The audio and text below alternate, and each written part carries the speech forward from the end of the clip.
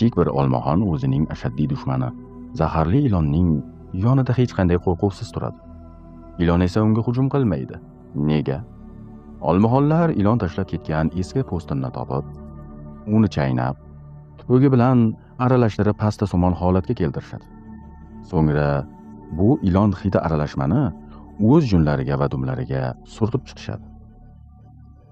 Ilonlar o'ljasini asosan hidi orqali aniqlaydi.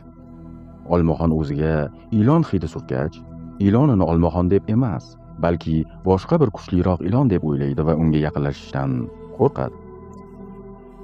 Olmaxon dumi bilan ilonga qarshi turganda, u dumi orqali issiqlik chiqarib, uni kattaroq ko'rsatishga urinadi.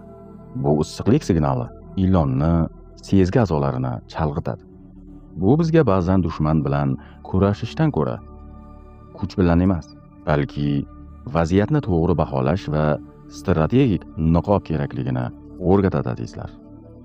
Har biringizni kasb-koringizga baraka bersin. Sog', salomat bo'ling.